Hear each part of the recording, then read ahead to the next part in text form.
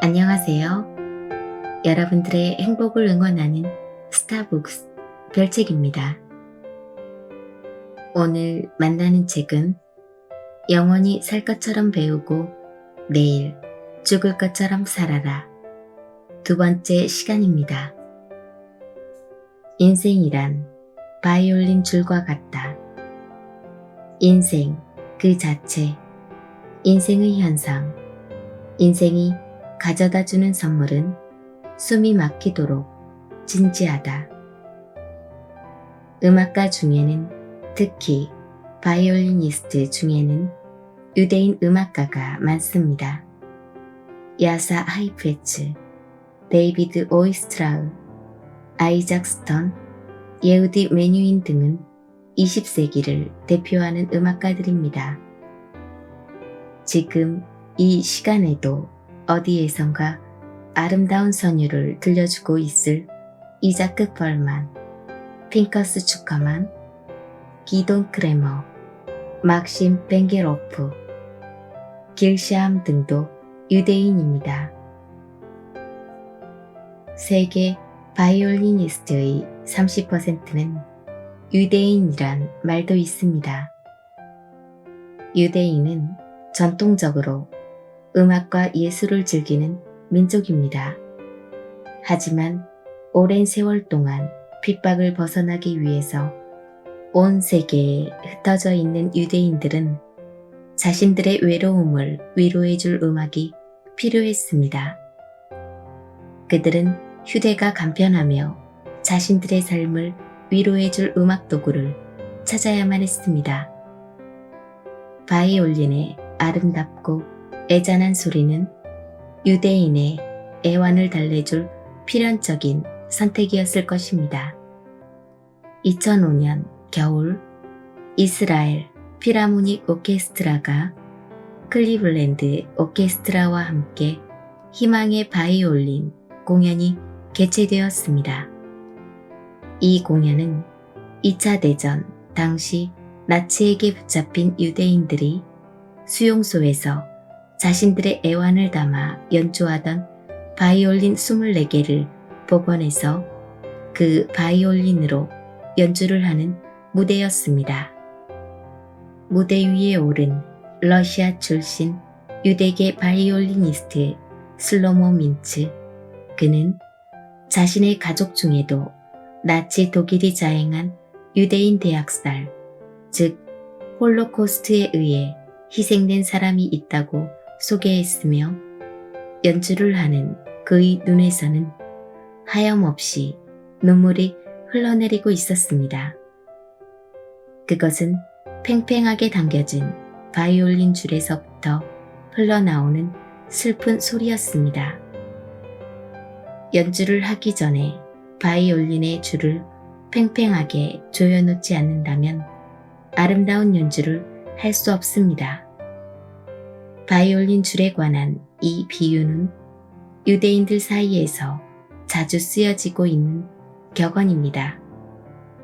사람 역시 끊어지기 직전의 팽팽한 바이올린 줄처럼 최대한의 노력을 기울여 난관을 극복해야만 이루고자 하는 결실을 맺을 수 있는 것입니다. 사람은 괴로움이나 고통을 극복할 인내력을 평소에 키워놓아야 합니다. 그래야만이 언제 내 앞에 닥칠지 모르는 위험 앞에서도 우리 자신 속에 간직된 능력을 발휘하여 고난을 극복할 수 있는 힘을 간직할 수 있는 것입니다. 참된 아름다움, 참된 즐거움은 극도의 괴로움이나 고통을 이겨낸 사람에게는 그 환희의 기쁨이 배가 됩니다. 고통을 당해본 경험이 없는 사람은 마치 죄어지지 않은 바이올린 줄과 같습니다. 자신의 삶에 대하여 준비를 해놓지 않은 사람은 자기 속에 있는 가능성을 그저 간직할 뿐이며 제대로 자신의 능력을 발휘하지 못합니다. 팽팽하게 줄이 당겨져 있는 바이올린은 언제라도 아름다운 선율을 들려줄 수 있는 준비가 되어 있는 것입니다. 다음은 영원히 살 것처럼 배우고 내일 죽을 것처럼 살아라 책 속의 역경을 딛고 다시 일어서라 부분입니다. 오늘도 별책과 함께 한층 성장하는 보람된 시간이 되었으면 좋겠습니다. 여러분들의 구독과 좋아요, 알림 설정은 별책의 힘이 됩니다. 우리의 성장을 위한 책 읽기를 시작합니다. 역경을 딛고 다시 일어서라. 마지막 한 수가 남아있다. 실패한 자가 패배하는 것이 아니라 포기한 자가 패배하는 것이다. 인류 역사가 시작된 이래 세계 곳곳에서는 끊임없는 전쟁과 자연재해 등으로 인류는 커다란 위험에 직면하면서 살아남았다. 이러한 재앙의 원인 가운데에는 인간 스스로가 자초한 고난도 많다. 하지만 그래도 우리는 인간의 존엄성을 믿어야 한다. 물질 속에 있는 에너지를 개발하는 능력을 지닌 인간이 그 지식을 이용해서 아름다운 세계를 파괴하리라고는 아무리 생각해도 옳은 일이 아니기 때문이다.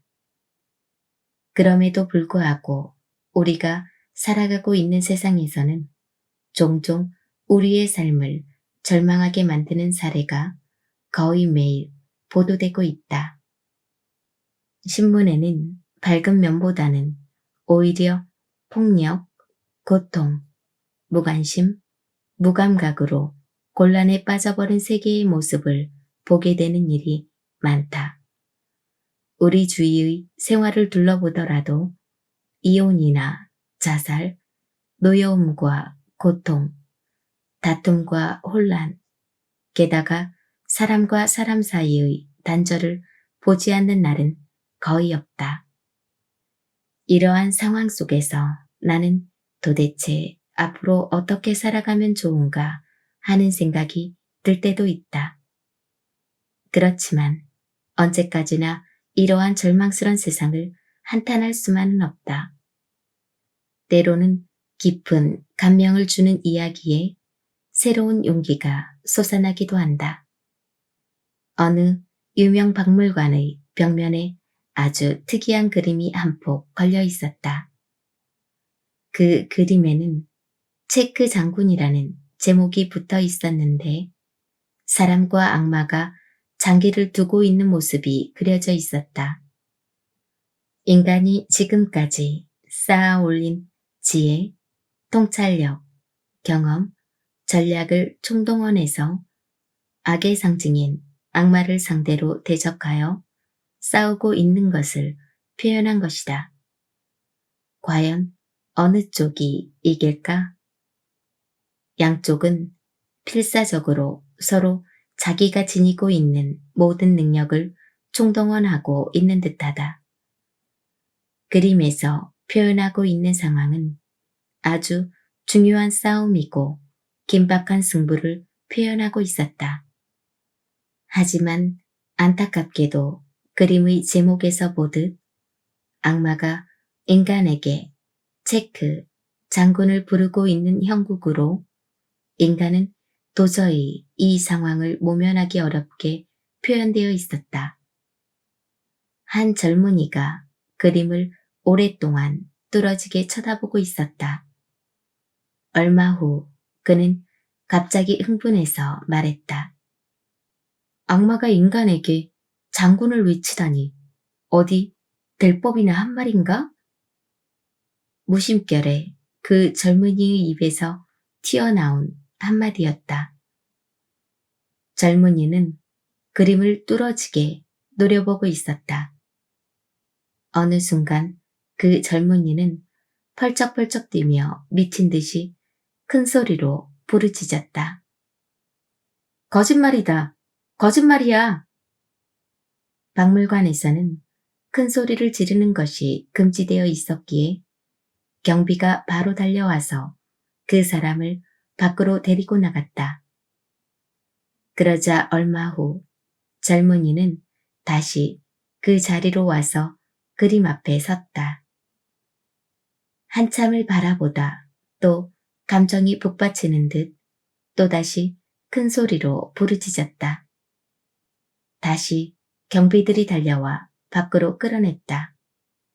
그 사람이 또 미술관 안으로 들어오려고 하자 박물관 내의 정숙을 위해서 특별 감시원이 문 앞을 지키고 서 있었다. 이번에는 그의 주위로 많은 사람들이 몰려들었다. 그는 또 외치기 시작했다. 거짓말이야. 저 그림은 거짓이야. 끝장이 아니라 희망은 남아있어. 아직 한 수가 남아있단 말이야. 그의 외침에 주위로 모여든 사람들도 그림을 자세히 들여다보았다. 사람 쪽이 함정에 빠져서 게임에 질 것처럼 보였지만 그 젊은이는 완전한 체크 장군이 아니라 아직 위기를 벗어날 방법이 남겨져 있다는 것을 알아차린 것이다. 인류에게는 마지막 한 수가 남겨져 있습니다. 그 한 수로 구원을 받을 수 있습니다. 우리에게는 아직 희망이 남아 있습니다. 그곳에 모여든 사람들도 모두 젊은이가 외치는 소리의 뜻을 깨달았다.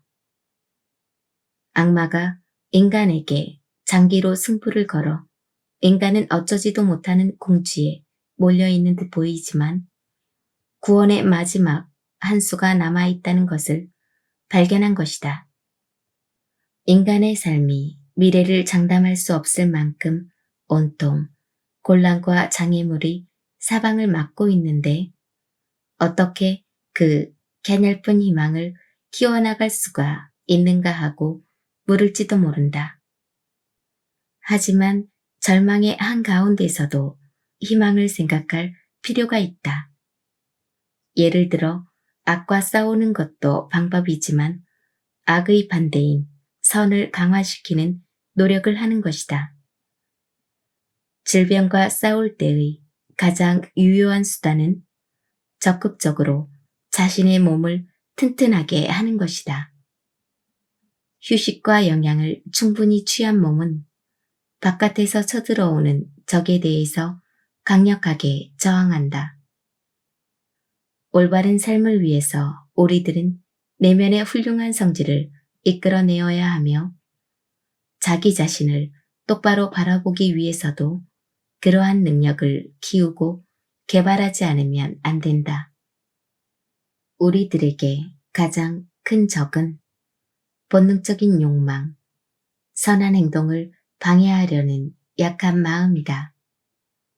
공포, 소심, 무기력 등은 항상 우리들의 활동을 억제하려 하고 있다. 행복한 세상을 만들기 위해서는 희망을 잃지 말아야 하며 희망 그 자체가 가장 큰 힘이며 행복이라는 것을 항상 마음에 새겨둘 필요가 있다. 명일 새벽은 밝아올 것이다. 내일의 일을 훌륭하게 하기 위한 최선의 준비는 바로 오늘 일을 훌륭하게 완수하는 것이다. 내일과 같은 뜻으로 명일이라고도 한다. 누가 내일과 같은 뜻으로 밝은 날, 명일이라고 했을까?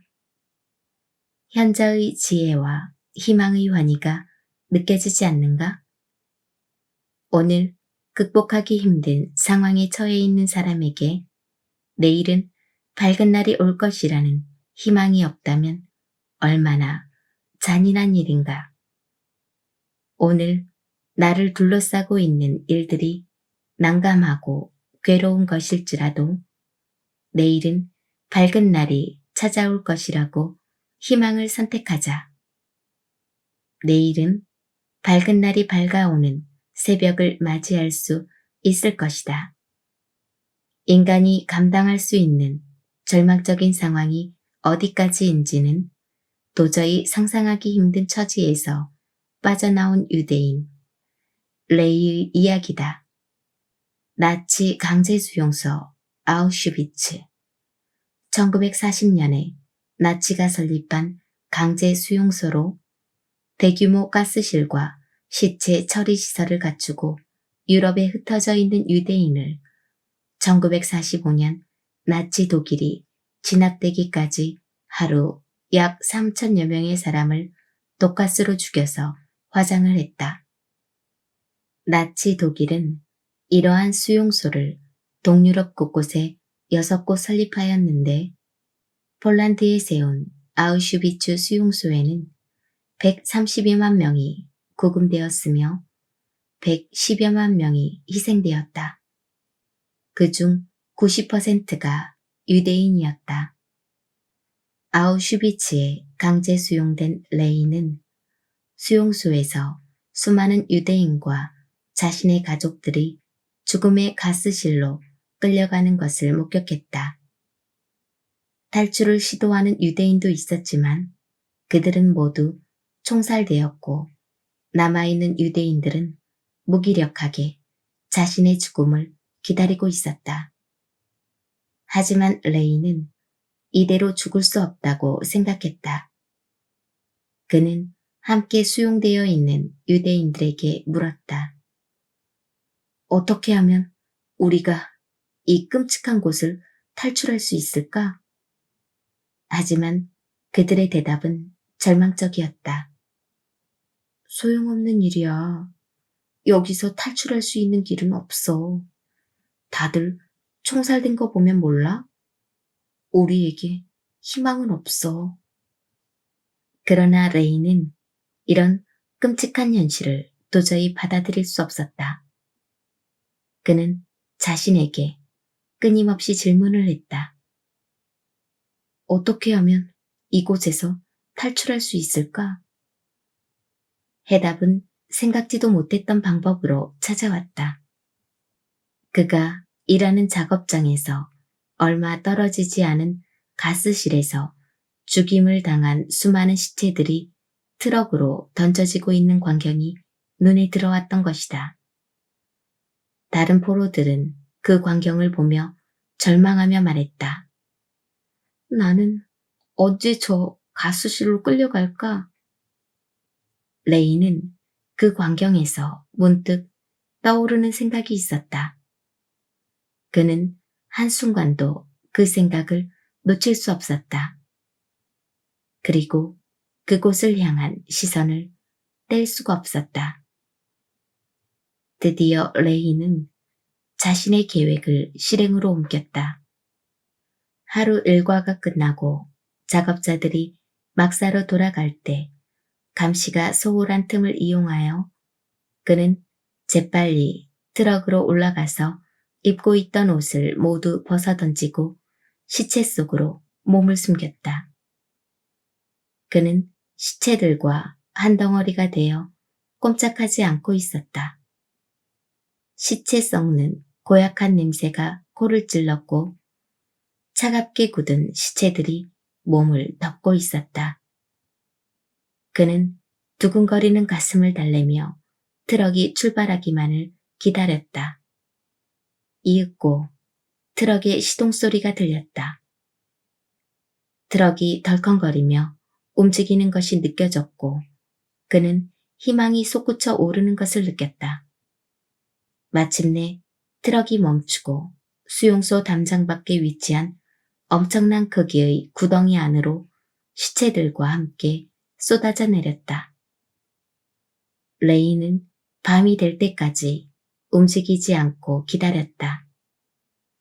그리고 주위에 인기척이 없는 것을 확인한 후 시체 더미 속에서 빠져나와 알몸으로 40km를 달린 끝에 나치의 만행이 없는 자유의 땅에서 빛나는 불빛을 볼 수 있었다.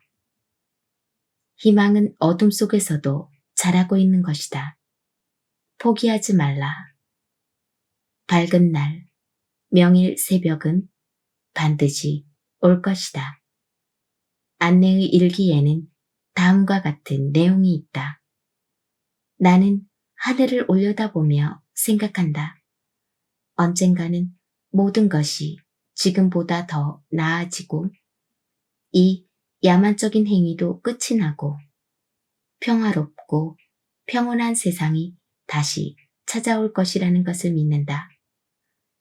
그때까지 나는 희망을 간직하고 있어야만 한다. 내 희망이 이루어지는 날이 꼭 올 것이다. 해가 지면서 하루가 시작된다. 희망은 잠자고 있지 않는 인간의 꿈이다. 보통 하루라고 하면 일반적으로 아침부터 밤까지라고 생각할 것이다. 그러나 유대인은 반대의 개념으로 생각한다. 바로 여기에 유대인이 온갖 고난을 헤치고 살아남은 비밀이 감추어져 있는 것은 아닐까? 유대인이 생각하는 하루의 개념, 즉 하루의 시작은 해가 떨어지고 난 저녁부터 시작된다는 이유를 성경에서 찾아볼 수 있다. 하나님이 빛을 낮이라 부르시고 어둠을 밤이라 부르시니라. 저녁이 되고 아침이 되니 이는 첫째 날이니라. 창세기 1장에서 하느님이 세상을 창조하신 일을 기록하면서 저녁이 되고 아침이 되니 이는 첫째 날이라고 기록하였다. 시편 55편 17절에서 다윗은 저녁과 아침과 정오에 내가 근심하여 탄식하리니 여호와께서 내 소리를 들으시리로다 라고 하였다. 다윗 역시 하루의 개념을 저녁, 아침, 정오의 순으로 말한 것이다. 유대인의 안식일은 금요일 저녁 해지고 난 후에 시작되어 토요일 해가 지는 때까지 계속된다. 이러한 유대인이 생각하는 하루 개념에는 하느님을 신뢰하는 믿음이 담겨 있다는 것을 알 수 있다. 유대인은 하느님이 기뻐하는 유기를 준비하기 위해 우선 편한 휴식을 취해야 한다고 생각했다. 유대인의 안식일은 세버드를 보더라도 금요일의 일몰부터 시작해서 토요일의 일몰로 마무리된다. 이러한 하루의 시간에 대한 사고방식으로 그들의 정신세계를 엿볼 수 있다. 탈무드에는 랍비들이 어째서 하루가 일몰부터 시작되는가 하는 논쟁을 기록한 사실이 있다. 랍비들의 하루에 대한 개념의 결론은 하루가 밝은 무렵에 시작이 되어 어두워서 끝나기보다는 어둠에서 시작해서 밝은 무렵에 끝나는 편이 논리적이고 현실적이라는 것이다. 가령 최고의 속력으로 달리기를 해야 하는 육상선수의 경우 최대한 힘을 쏟아 부어 달린 후 충분히 휴식을 취할 것인가? 충분한 휴식을 취한 후 최대한 힘을 쏟아 부어 달릴 것인가? 이와 같은 상황이라면 다음과 같은 해석이 가능하다. 전자의 경우 최대한 힘을 쏟아부어 달리기를 해야 하는데 그것에 대한 준비가 설명되어 있지 않다. 하지만 후자는 최대한 힘을 쏟아부어 달리기 위해서 충분한 휴식이라는 준비하는 시간이 먼저여야 한다는 논리의 타당성이 존재한다. 유대인은 무척이나 낙관적이다. 아무리 공경에 처해 있더라도 때가 되면 반드시 좋아진다고 생각하고 있다. 희망은 미래를 자기의 것으로 만드는 계기가 된다. 사람이 지니고 있는 힘 가운데서 희망은 가장 강한 힘이다. 희망이 살아있는 한 인간은 미래의 꼬리를 놓치지 않고 붙잡고 있는 셈이다. 희망은 미래라고 하는 냄비에 붙어 있는 손잡이와도 같다. 그것을 놓쳐서는 안 된다. 사람들이 죽음을 두려워하는 까닭은 죽음이야말로 바로 희망이라는 줄이 끊어진다고 생각하기 때문이다. 희망을 잃지 않는 한 인간은 앞으로도 영원히 발전을 거듭하며 살아갈 수 있는 유일한 동물임에 틀림없다. 탈무드는 다음과 같이 기록되어 있다. 희망의 등불을 계속 지니고 있으면 어둠 속에서도 견딜 수가 있다. 인생 앞에 놓인 세 개의 문. 아차하는 순간에 모든 일은 과거가 된다. 인생에는 세 개의 문이 있다. 하나는 과거로 가는 문이고 또 하나는 현재의 문이며 마지막 하나는 미래로 들어가는 문이다. 세 개의 문, 어느 곳이라도 소홀히 생각하거나 닫혀 있으면 안 된다. 각각의 문 안에는 관심을 기울이지 않으면 세상에서 다시는 볼 수 없는 귀한 보물들이 가득하다. 세상에 하나밖에 없는 귀한 보석을 다루듯이 그것을 소중하게 생각하는 삶이 인생을 아름답게 만든다.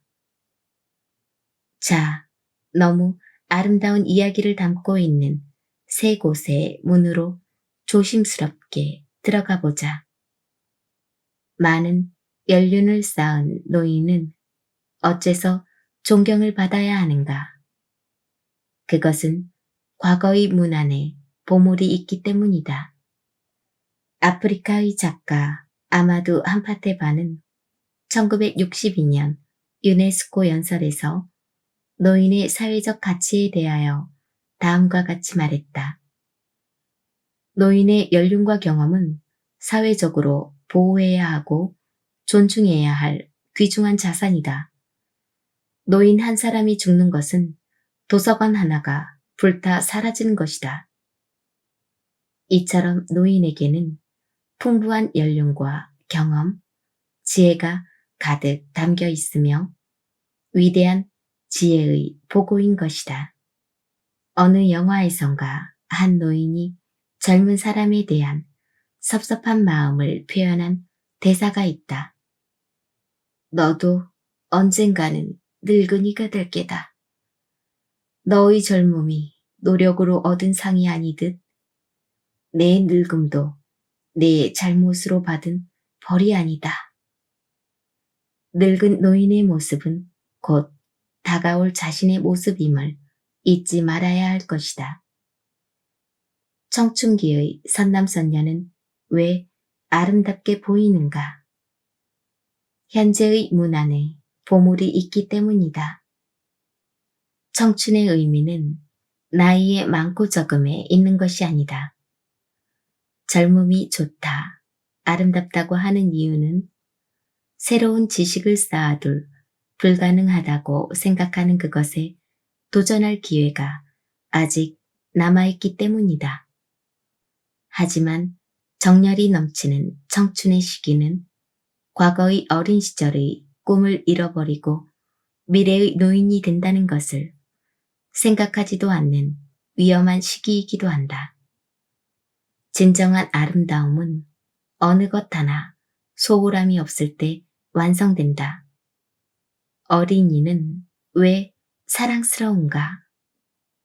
그것은 미래의 문 안에 보물이 가득 쌓여있기 때문이다. 유대인은 아이가 태어나서 3살 무렵이 되면 탈무드 교육을 시작한다. 그것은 유아기의 중요성을 알기 때문이다. 어린이는 아무것도 그려지지 않은 하얀 도화지와 같다. 어떤 그림이 그려질지 모르는 순백의 세계인 것이다. 유대인은 그것의 인성교육이라는 그림을 정성을 다해서 그려나갔다. 그들은 칼이나 돈보다 펜이 강하다는 신념이 있었기 때문이다. 유대인이 어린 자식에게 희망을 전하며 살아왔기에 그들은 그토록 가혹한 역사의 굴곡을 이기고 세상에 살아남을 수 있었다. 유대인은 결혼을 하여 아이를 낳는 것을 가장 성스러운 일이라고 생각한다. 그것은 아이를 낳아서 진정한 유대인으로 살아가게 하는 것이 가장 훌륭한 의무라고 생각하기 때문이다. 어린이는 미래 세상의 모든 것이다. 현재가 가장 중요하다. 미래는 현재에 의해서 만들어진다. 탈무드에는 다음과 같은 글이 있다. 내일의 일을 근심해도 별 도리가 없을 것이다. 오늘 바로 코앞에 닥치는 일도 모르는 처지에. 다음의 이야기는 유대인의 낙천적인 성격을 말하고 있다. 친구인 아이작으로부터 돈을 빌린 야곱은 돈을 갚기로 약속한 날짜는 닥쳐오는데 갚을 돈이 수중에 없었다. 야곱은 걱정이 된 나머지 잠을 이룰 수가 없었다. 야곱은 침대에서 일어나 안절부절 못하고 서성이다. 또 의자에 앉아 머리를 싸매고 걱정을 했다. 아내인 레베카는 남편의 불안해하는 모습을 보다 못해 침대에서 일어나며 말했다. 당신 참 멍청하네요. 약속한 날짜에 당신이 돈을 못 갚는다면 걱정스러워 잠을 못 이룰 사람은 당신이 아니라 바로 돈을 받아야 할 당신의 친구 아이작이잖아요. 아내의 소리를 듣고서야 야곱은 비로소 마음을 가라앉히고 잠을 잘 수 있었다. 사람들이 근심하고 있는 대부분의 일은 현재의 관점이 아니라 과거에 있었던 일의 후회와 미래의 일에 대한 걱정이라고 한다. 하지만 지금 현재 내 곁에 있는 소중한 것들의 의미를 무심코 지나친다면 미래의 어느 날엔가 후회하게 될 것이다. 그때 그 사람에게 잘해주었어야 했는데, 그때 그 일에 최선을 다했으면 지금 내가 이렇게 되지 않았을 거야. 과거를 후회한들 돌이킬 수 없는 일이다. 미래를 걱정한들 알 수 없을 것이다. 현실에 충실하며 자신의 소망을 창조할 수 있는 미래를 바라보자. 과거의 실수에 얽매여 괴로워한다면, 그리고 노력은 하지 않고 미래에 대한 공상으로 시간을 허비한다면 현재에 온전히 집중할 수 없다. 시간은 우리의 사정이 어찌 되었건 계속 흘러간다. 오롯이 현재에 집중하는 것만이 최선의 방법이다. 과거는 언제나 현재라는 강물을 타고 미래를 향해 자신을 흘려보내는 것이다. 그리고 미래는 현재라는 강물이 흘러가지 않으면 결코 형성될 수 없는 것이다. 따라서 과거의 슬픔에 젖어서 현재를 보지 못하거나 허황된 미래를 꿈꾸며 현재를 외면하는 것은 아주 어리석은 사람들이 하는 행동이다. 자신의 모습, 그것이 자랑스러운 모습이건 또는 비참한 모습이건 간에 그것은 지금까지 이어졌던 과거 자신이 보낸 시간의 결과물이다. 그것이 비참한 모습이라면 지금의 모습으로 남겨지지 않으려면 어떻게 해야 하겠는가? 오로지 현재의 생각, 행동 여하에 따라 당신의 미래는 다른 모습이 될 수 있다. 여기까지가 오늘의 책 내용이었습니다. 오늘도 힘내시고 좋은 날 만드시길 바랍니다. 내일은 더 나은 당신의 세상이 될 것입니다. 감사합니다.